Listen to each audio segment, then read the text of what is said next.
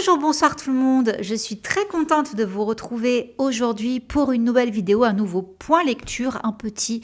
Je suis désolée pour la semaine dernière, mais je vous l'avais dit qu'il y avait de grandes chances que je ne puisse pas poster. Je pense pas pouvoir poster toutes les semaines, une semaine sur deux, ce serait déjà bien. Mais en plus de ça, il n'y aura pas beaucoup de livres. J'ai moins le temps de lire. Bon. En tout cas, j'ai lu celui-là. Ça faisait un bail que je l'avais. C'est de Kimberly Lemming. That Time I Got Drunk and Saved a Demon. Donc c'est, vous savez, c'est toute une série sur... c'est des petites romantécies. J'appelle ça des cosy romantécies. Parce qu'il se passe rien de grave, quoi. Les enjeux sont pas dingues. De toute façon, ça va très vite. C'est doudou, c'est cosy, c'est mignon. Avec des personnages féminins noirs et plus size, enrobés. Et donc, nos messieurs sont des créatures fantastiques. Je crois qu'elle s'appelle Cannelle, Cinnamon. Et elle s'appelle Cannelle parce qu'elle vend de la cannelle. Donc, en fait, ça se passe dans un petit village au milieu des prés, forêts, tout ça. Je sais pas à quelle époque ça se passe, mais ça a l'air d'être ancien, quand même. Et donc, elle vit dans ce petit village avec sa famille. Ce sont donc, j'allais dire des villageois, oui, on a compris. Mais en fait, eux, c'est vraiment leur spécialité, les épices. Et ils les vendent à différents endroits. Donc, parfois, ses frères ou son père, ils partent pendant plusieurs jours pour vendre leurs épices dans d'autres villages, etc. Et donc, elle, c'est une bonne vivante. Hein. Ça commence justement lors d'une fête du village, où elle boit un peu trop, et en rentrant chez elle le soir, toute seule dans le noir, elle tombe sur donc ce démon. Tout le monde croit que c'est des démons. En fait, ce sont des créatures qui sont enfermées. En fait, ils n'ont pas le droit de dépasser un périmètre bien spécifique qui est gardé par une déesse que les villageois adulent. Parce que selon cette déesse, elle les protège des démons. Et là, notre Cannelle tombe sur ce démon. Je crois que c'est Fallon. Elle tombe sur lui. Il n'est pas censé être là. Il est censé être là-bas, quoi. Et en plus de ça, je ne sais plus si c'est tous les 5 ans, je ne sais pas. La déesse choisit des élus qui vont venir combattre les démons parce que tous les 5 ans, je ne sais plus si c'est tous les 5 ans ou tous les 2 ans, excusez-moi, ils veulent sortir et donc elle sélectionne des personnes, quelques-unes, pour aller les combattre et qu'ils restent à nouveau dans leur grotte, dans leur montagne, je ne sais pas où là. Et elle ne veut absolument pas être sélectionnée, hein. C'est pas du tout une vaillante là-dessus. Et donc quand elle tombe sur ce démon, au début elle veut la bouffer. Elle se dit, mais comment ça? Déjà, qu'est-ce que tu fais là? Bon, il y a une course-poursuite, et en fait, à un moment donné, elle lui jette ses épices de cannelle en plein visage, et là, pouf, le type, il se calme, il redevient normal. Donc, en fait, elle se dit, ah, j'ai trouvé un remède pour le rendre moins fou furieux, et du coup, il décide de ne pas la lâcher, et de l'emmener libérer les démons, parce qu'il leur explique qu'en fait, leur déesse, elle leur a raconté que des mythos, qu'en fait, les démons ne sont pas du tout méchants, et que juste ils sont possédés, quoi. C'est elle qui leur a fait, elle leur a acheté une malédiction, quoi. Alors Cinnamon, donc Cannelle, ah bon, mais moi j'ai pas vraiment envie de partir en guérilla contre notre déesse, même si au final elle est pas gentille, je suis pas chaude. Bon, finalement il arrive à la convaincre, donc ils vont partir faire un périple de village en village, tout ça machin, pour essayer au passage, de convaincre les gens que les démons ne sont pas méchants, qu'il faut au contraire les libérer, et qu'elle a une arme secrète, c'est sa cannelle. Voilà, j'en dis pas plus, parce que ça va très vite. Mais en gros, il faut vaincre la méchante déesse. Et c'est mignon, parce que, bon, du coup, c'est un peu olé olé, il y a des scènes un peu spicy, tout ça. La romance va très vite, mais ça casse pas 3 pattes à un canard. Voilà. J'avais mis dans ma liste, dans ma wishlist pour Noël, il y avait un tome sur Noël. Je pense pas que je lirai parce que j'ai pas forcément envie de poursuivre. Déjà, là, je vous dis, je l'ai lu il y a pas longtemps, j'ai pas énormément de souvenirs. Bon, j'ai trouvé ça mignonnet, mais je poursuivrai pas la saga. J'ai tellement d'autres choses à lire, beaucoup plus palpitantes, que je m'arrête à là. Mais c'était mignon. Ensuite... Là, on part dans mon gros coup de cœur que je vous ai dit, mon Dieu. Je vous ai dit que c'était le dernier coup de cœur de l'année 2024. Tall Royal Hater de Nila Monoro. Rappelez-vous de celui-là, je l'ai enfin acheté. Et je dis bien enfin parce que sur Amazon, ça faisait des mois et des mois qu'il était à plus de 44 €. Non, faut pas déconner non plus. Là, il était enfin repassé à 16 €. Je me suis jetée dessus. Vous avez parlé de celui-là, c'est le tome 1, donc Tall, Royal and Grumpy. Donc on avait notre petite Esmeralda toute choupinoute, c'est une princesse. Et lui, Kay, c'est un prince. Et elle est amoureuse de lui depuis des années, mais elle n'a pas l'air très réceptif, pas très gentil. Finalement, il y a une romance. Et monsieur, côté olé olé, c'est un dominant. Mais ça, si je croyais que c'était un peu spicy, il n'en est rien du tout comparé au tome 2, qui en plus est vachement plus gros que le tome 1. Et alors, eux, je vous l'avais dit, que j'avais hâte de lire leur histoire, parce que là, on est avec Maria, qui est donc la meilleure amie d'Esmeralda, et Sheriar, qui est le garde du corps d'Esmeralda, et son secrétaire privé. Alors, ils n'habitent pas dans le même pays, on a une carte au début, ils n'habitent pas dans le même pays, mais Maria a rencontré Esmeralda à la fac. Donc elles ont été tout de suite instantanément meilleures amies dès qu'elles se sont rencontrées. Et donc elles ont fait plusieurs années ensemble à la fac. Et suite à ça, elles se sont revues. Dès qu'elles peuvent, elles se voient. Mais elles sont tout le temps en contact. Elles s'appellent tout le temps. C'est comme des sœurs. Mais c'est quand même important de souligner qu'elles ne se voient pas tout le temps. Pas autant qu'elles le voudraient. Maria, elle travaille dans l'économie. Elle en a marre, ça lui plaît pas du tout. Et on retrouve nos personnages. Ils sont là. Ils sont là.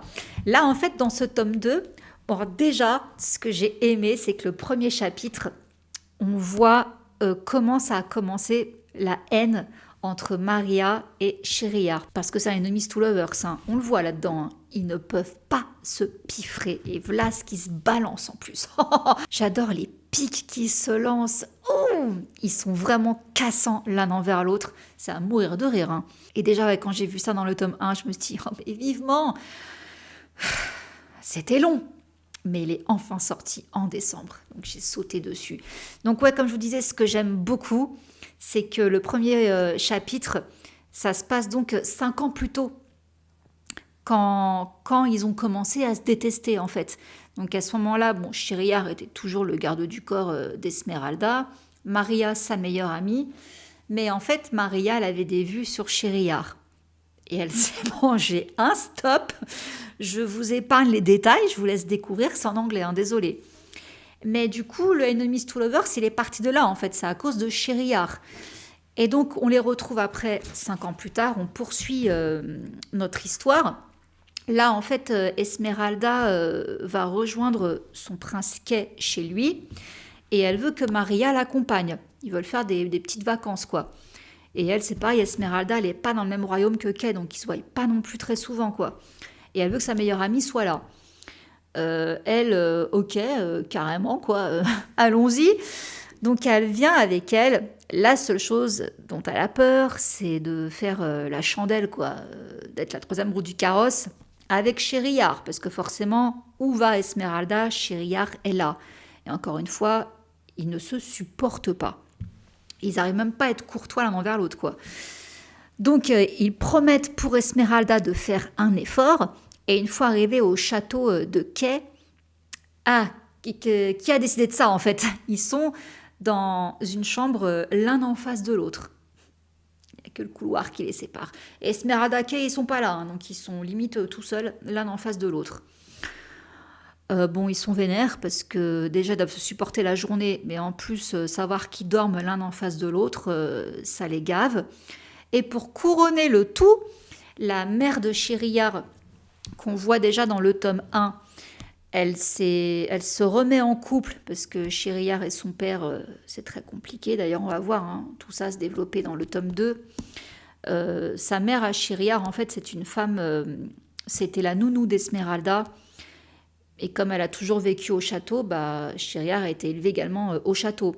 Mais son père, à Shériar, c'est pas n'importe qui, mais il ne l'a jamais élevé. Donc, complique avec son père.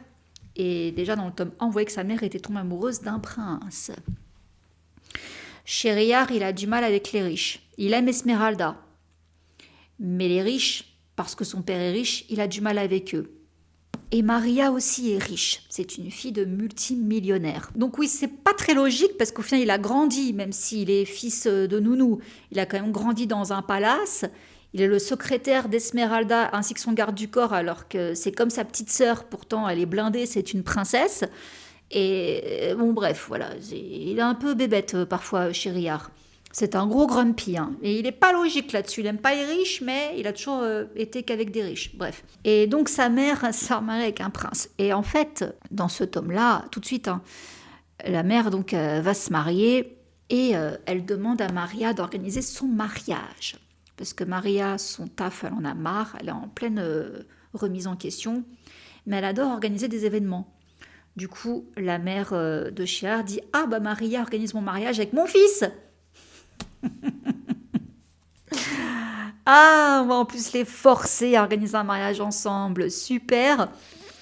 Donc, ils vont être forcés de passer du temps encore plus ensemble. Ils vont coucher ensemble, mais en se détestant. Et en plus de ça, comme je vous dis, hein, Madame ne ferme pas sa bouche avec Shériar. Elle le casse tout le temps. Du coup, dans leurs rapports intimes, Shériar veut absolument la dominer. Sauf qu'elle, à chaque fois, elle montre les crocs. Et plus elle montre les crocs, plus elle essaye de la dominer. Et du coup, oh là là là là, ça donne des scènes de Spice. Génialissime. Et il y en a beaucoup plus que dans l'autre tome. Et bref, parallèlement à tout ça, donc il y a le mariage organisé pour la maman de Shériar.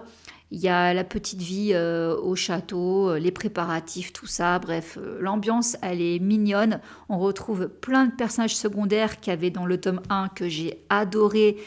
Et j'ai hâte, j'espère qu'il y aura des tomes sur eux. Je pense notamment à Pierre et Candy. Ces deux-là, je les adore. Et génial, quoi. Et Maria va tout faire pour rendre dingue Shériar. Elle est trop forte. Elle est trop forte. Et leur romance... bien qu'elle commence en mode amour vache, après ils deviennent trop choux. Il y a un moment où c'est pas facile parce que Shériar, la tête dure, elle aussi, mais ils vont vraiment apprendre à vraiment se connaître parce qu'en fait ils se connaissent sans se connaître. Ça fait 5 ans qu'ils se connaissent, mais vu qu'ils n'ont jamais pu se piffrer, ils se sont jamais confiés l'un à l'autre. Donc on va vraiment développer, oui, il y a du smut, voilà, assez rapidement, entre guillemets. Mais disons que les sentiments vont prendre plus de temps. Le sexe va venir avant les sentiments et avant qu'ils essayent d'apprendre vraiment à se connaître. Vous voyez, même si au final, ils se détestent, mais ils se connaissent quand même un peu. Vous verrez. Mais ouais, c'était génial. Après, on voit aussi Shériar essayer de rentrer en contact avec son père. Enfin, c'est plutôt son père qui veut rentrer en contact avec lui. Donc, on a aussi ça. Un délire sur seconde chance entre enfants et parents. J'ai bien aimé ce côté d'essayer de renouer, d'essayer de pardonner à son père et en plus découvrir qu'on a des demi-frères et sœurs. Waouh. En plus, Shériar est un personnage qui a beaucoup de colère en lui par rapport à tout ça. Donc les personnages sont très bien ficelés. Alors oui, c'est un peu long, mais c'est une longueur pour le coup qui ne me dérange pas.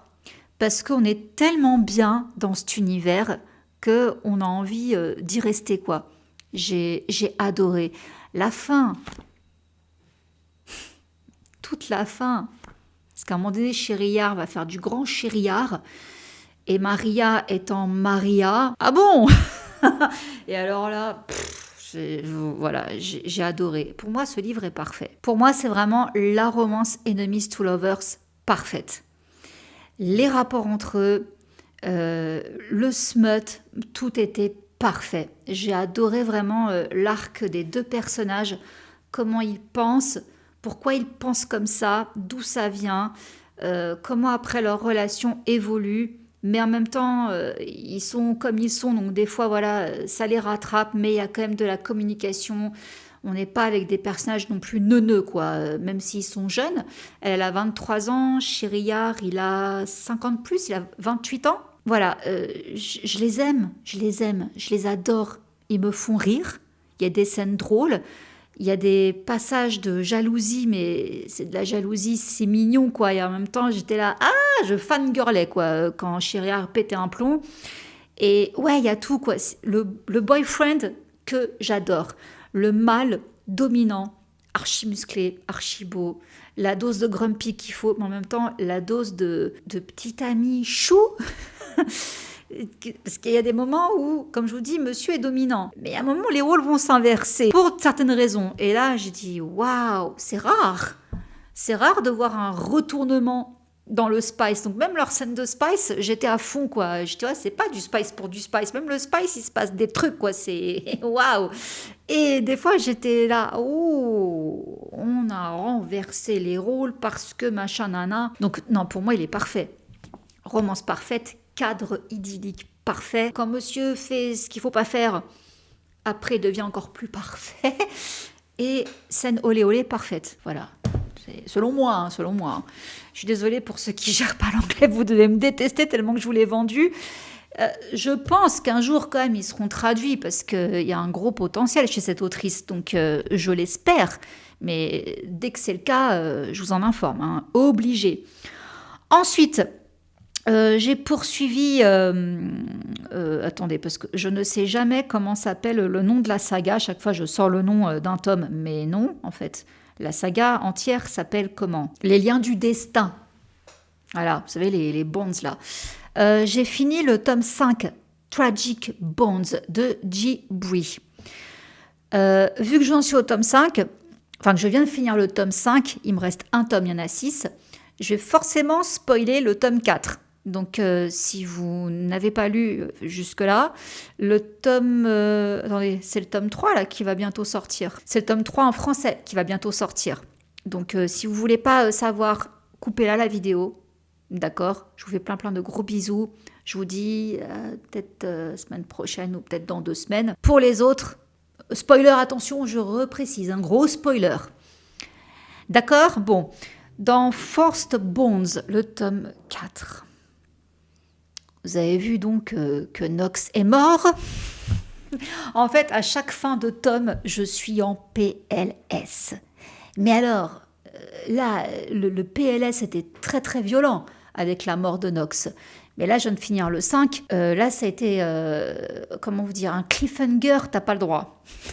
Parce que t'es en train de kiffer et à la dernière ligne, il se passe un truc et tu fais l'ascenseur émotionnel. Djibri, elle est dangereuse. Donc, voilà, cette autrice-là, oh la vache, comment elle joue avec mes nerfs. Mais, ah mon Dieu, ce tome 5. Alors... pour rappel, hein, on a donc Holly qui est donc lié à tous nos jolis monsieur. Donc Gabe, le shifter, hein, celui qui se transforme en animaux, est en dragon maintenant. On a également Atlas, l'indestructible. On a également Knox, donc notre, comment il l'appelle en anglais, the damaged one, celui qui est cassé, brisé, torturé. Son frère North, j'adore North, le gars costume cravate, un peu plus âgé et tout, je l'adore. Griffon, monsieur qui va dans les têtes de tout le monde, dans l'esprit de tout le monde. D'accord, je peux pas choisir entre l'un d'eux, parce que des fois dans un tome je me dis, moi dès le début c'était North. North, je le kiffais. Atlas, surtout parce que c'était le plus gentil. Mais j'ai un délire avec les mecs un peu méchants. Donc forcément, North, je le kiffais. Knox, c'était le vrai méchant au début. Mais je l'aimais pas du tout, lui, par contre. Non. Gabe, je l'adore. Griffon, comment ne pas l'aimer? Il est parfait, lui, depuis le début. Mais alors là... depuis le tome 3, je me disais qu'avec Knox, il y avait vraiment un truc qui n'allait pas chez lui. Ça n'avait rien à voir avec Holly. Oh là là. Alors effectivement, j'étais pas du tout contente quand ils ont décidé de se lier. La scène intime n'avait rien d'intime. Je m'imaginais vraiment un truc de fou entre deux. Le jour où ça allait se produire et qu'ils allaient enfin accepter de se lier, je pensais que la scène de Spice allait être wahou, feu d'artifice, truc émouvant de dingue. Non. Non, mais l'autrice s'est tellement bien rattrapée par la suite que, oh là là, Knox meurt, il se sacrifie, il donne tout son pouvoir à son frère North pour les sortir d'une situation, c'est la guerre tout le temps dans ces tomes, à chaque tome il y a une guerre quasiment. Et oh là là là là, dans donc ce tome-là, North il va pas bien. J'ai beaucoup aimé ce tome dans le sens où on voit vraiment les rapports se renforcer entre tout le groupe, et je vous dis ce qu'on découvre sur Knox. Je me doutais qu'il y avait un truc louche qui s'était passé dans sa vie pour qu'il devienne comme ça. On voit qu'il est traumatisé, mais alors je pensais pas qu'on allait aborder ce thème-là. Mais waouh, c'est violent quoi. C'est violent. Mais du coup, ouais, ça justifie beaucoup de choses. Mais voilà, dans ce tome-là, on les voit essayer quand même d'être plus en symbiose. Ça a quand même renforcé quelque chose dans le groupe. Là, on est passé à un niveau supérieur. En fait, j'ai traîné à le lire parce qu'il y avait des passages où c'était long. Tout le temps, leurs entraînements à la tag team. Après, aller dans des camps, essayer de récupérer des prisonniers, se battre et tout, machin, c'est un peu redondant. Honnêtement, l'autrice, elle aurait pu condenser tous les tomes et on pouvait du coup en faire sauter un. On pouvait faire plus court et rester sur 5 tomes plutôt que 6. Je trouve que c'est quand même un peu long. Il y a beaucoup de répétitions de situations, quoi. À un moment donné, évoluons. Pour moi, le tome 5, il est vraiment, vraiment bien à partir de 60% du livre. Ok, là, on commence à parler. Là, on commence à en apprendre plus sur le don de Gabe. Ce dragon, il sort d'où en fait? Et pourquoi? On va en apprendre aussi des bonnes sur Atlas, sur son don, et on en apprend aussi des bonnes, mais pas encore tout à fait, sur le don de Griffon. Mais ça, c'est vraiment vers la fin du tome. C'est plus le don de Gabe dont on se pose des questions tout le long du tome 5, mais après, voilà, tous les liens sont concernés, quoi. Et là, à la fin, j'étais... Ah d'accord, il y a des scènes magnifiques de bataille où là leur don, pouf, et c'est beau. Là, il y a du combat, il y a de la bataille, c'est vraiment épique limite quoi.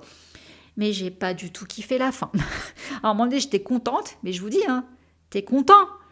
Mais avec la dernière phrase, l'autrice, elle te fait une balayette et tu te retrouves au sol. Pourquoi t'as fait ça? Donc il faut que t'enchaînes avec la suite. Dieu merci, j'ai lu en anglais. Donc je les ai sur la Kindle, donc je peux les enchaîner. Parce que pour ceux qui les lisent en livre, en français là, bon courage. Parce que je vous dis, elle termine toujours sur un cliffhanger et c'est pas cool. C'est pas cool parce que là, pour les sorties en français, il faut attendre des mois avant le prochain tome. Ça se fait pas. Donc ce que je vous conseille, pour ceux qui les lisent en français, c'est arrêtez-vous avant la fin. Si vous voulez pas péter un plomb. Attendez que le tome suivant sorte pour reprendre votre lecture et pouvoir enchaîner juste après, parce que sinon c'est trop frustrant. Voilà, la reine du cliffhanger, quoi. J'ai kiffé, j'adore cette saga, franchement. Je sais pas si je l'achèterais pour vous dire, parce que comme je l'ai lu en anglais, j'ai vraiment peur de la traduction. Mais ça m'énerve parce que en relié, ils sont magnifiques. Ils sont vraiment, vraiment très beaux. Et je les ai cherchés du coup en anglais, avec également des éditions avec du jaspage et tout. J'en ai pas trouvé. Du coup, j'achèterai pas. Mais j'aime beaucoup. Si vous vous demandez si c'est épicé, ça dépend des tomes. Mais pour moi, vous me connaissez, pour moi, c'est très vite fait. Il y a quelques petites scènes comme ça à droite à gauche. Et on ne s'étale pas sur 15 pages. Là-dedans, les scènes de Spice durent longtemps. D'accord? Elles durent longtemps. Pour certains, c'est peut-être déjà trop. Je précise quand même. Oui, il y a quelques scènes olé olé. Mais pour moi, c'est gentil. Je mettrais 1 piment sur 5. Ah, peut-être 2 quand il commence à faire des trucs à plusieurs. Mais même là, pour l'instant, fin du tome 5, je dis pas waouh. J'ai vu pire. Voilà. En tout cas, c'est là que je vais vous laisser. Bonne année. Vous n'avez pas vu depuis? Non, bonne année. Bonne année surtout. J'aurais dû le dire au début. Bonne année, bonne santé, meilleurs vœux. Bisous, ciao.